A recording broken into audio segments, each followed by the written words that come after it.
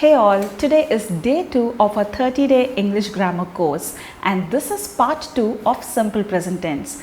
Today we will learn how to frame sentences using simple present tense followed by an exercise towards the end of this video. Just a quick recap. The rule of simple present tense is subject plus verb. Subject is I, you, we and so on, and verb is something that describes an action or a state.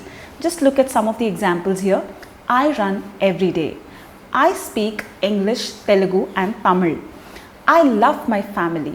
The first one is a habit or a routine of mine. The second one is a fact that is related to me. And the third one is my emotion.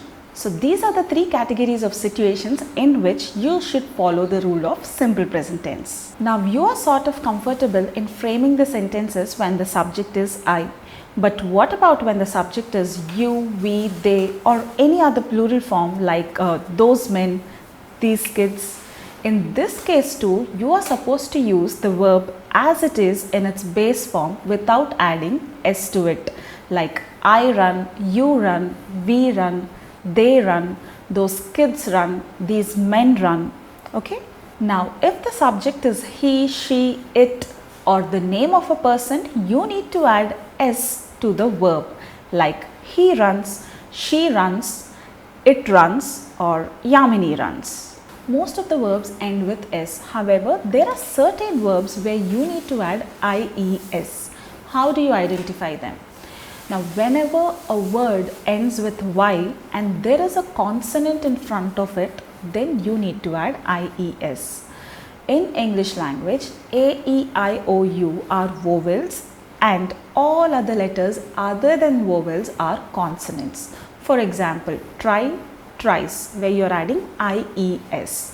Cry, cries. Now you know where to add s and ies. There are certain other verbs where you need to add es.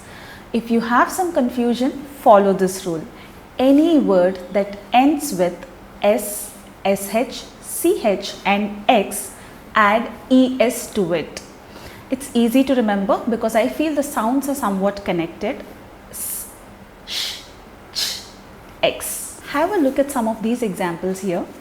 Now, if the verb is go or do, you need to add es straight away. Most of you already know it's goes, G-O-E-S, and it's does, D-O-E-S. These are all used to frame positive statements and now you are quite comfortable and you know where to use s, es and is.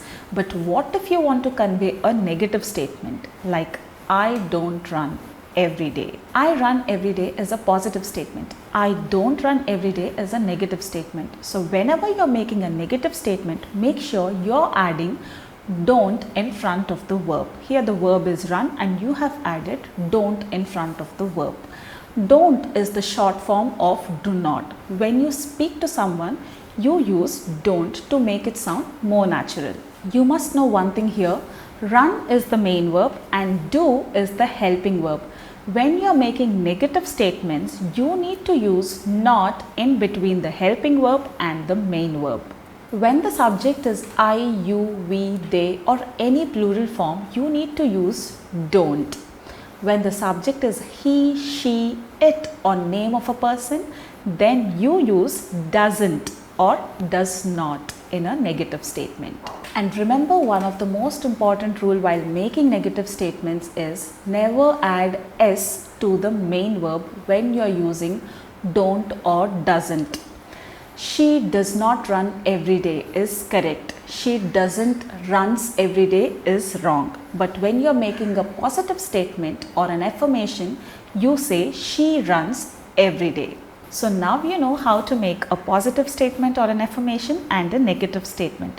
But what if you have to ask a question to someone? That is when you have to make an interrogative statement. In this case, you need to use do or does depending on the subject. If the subject is I, you, we or any other plural form, you need to use do. Like do I know you? Do we know each other? Do they know each other? Now if the subject is he, she or it, you need to use does. Does he know her? Does she know him? Right? Now you know all verbs have two simple present forms, walk, walks, try, tries. So depending on the subject, you either use the verb in its base form, that is as it is, or you are adding SES or IES. Now there is another special irregular verb which has three forms in simple present tense, and this special verb is be, and its three forms are is, am, are. Depending on the subject, you need to pick up one of these three. I am, she is, they are. And when you are making a negative statement, simply add not after is or am or are. This is the exercise on simple present tense, and do post your answers in the comment section below. If you have doubts, go through the video again and I'm sure it gets clarified. I'll pin the answers in the comment section of this video later. We successfully completed our day 2 of 30-day English grammar course. If you would like to upgrade your English speaking skills and personality, do hit that subscribe button. And this is Yamini signing off. See you guys.